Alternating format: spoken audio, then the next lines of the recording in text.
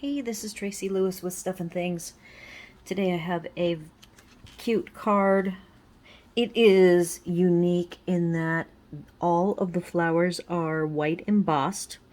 The echinacea shaped flowers here on the top and bottom were done with white on white, and then I used a finger dauber with crumb cake. And I wanted to show that the crumb cake on the three darker flowers actually goes monochromatic, but it does go darker. And I use the new bedazzled specialty DSP. This was an inspiration pin. I will attach the pin. I did 2 layers of the linen thread. One of them I actually colored with pecan pie dark. I did not do a very careful job. I just kind of ran the pecan pie over it and then rolled it and ran it again. And it came out really well. You can actually see up here in the loops that it is not a complete solid version. I just wanted to get kind of a two-tone effect. I've never done a bow with two-tone. And then I do have a few brushed brass butterflies. I wanted to get those added. I think that finishes this one off. I did pull from Quiet Meadow. I used, this actually is from Quiet Meadow. These long, slender leaves, I will dig up. It was a third set that I pulled out. I was looking for more leafy looking.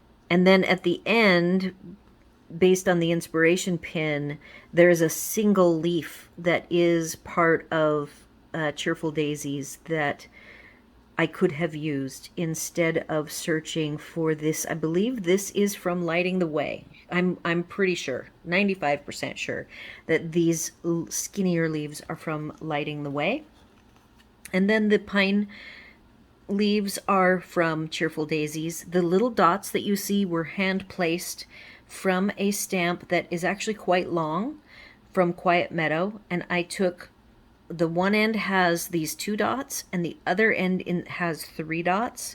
So I very carefully placed them, and then behind here I originally did a solid stamp on the white of the whole stamp, which is at least 3 inches long.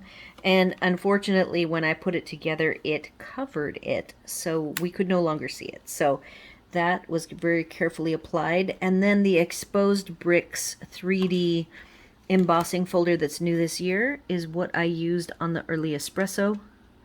And then I made a very thin mat, as you can see, just like a 1/16, and roughed. I tore the edges. This was done on the Pinterest pin. The only additional thing I did was actually fold these 2 corners, and then the Pinterest pin also had the tear of the white top and bottom. For the inside, I put one of the stamps from Cheerful Daisies with a grouping of daisies, and I did that on the envelope as well. So I've got the 1 butterfly, and I think I'm going to add, I've only got 4 butterflies left, so I think I'm going to add a butterfly over here and call this one done. That's all I've got for today. Let me know your thoughts on this very cute project. My next video will be DSP. I finally got my DSP from the DSP sale. I waited till toward the end of the month because there was a free shipping day that popped in before I had placed my order. I was wanting to share some DSP with Libby, and then when the sale came up, we as demonstrators only get like a 2-day warning. It's not like we get a very long advance warning of additional sales like a free shipping day. So Libby had asked if, because of the sale, I wanted to get my own DSPs. I said that would be great. Yes, I would. And then we got together last Saturday and did some wonderful projects. So that will be coming next. Let me know your thoughts on this particular project. I think it is very beautiful. I very rarely emboss white on white, and I love the inspiration of actually adding the crumb cake on all 5 of these flowers to give extra depth. Let me know your thoughts. Do all the YouTube things, like, share, comment, and subscribe. And as always, thanks for watching.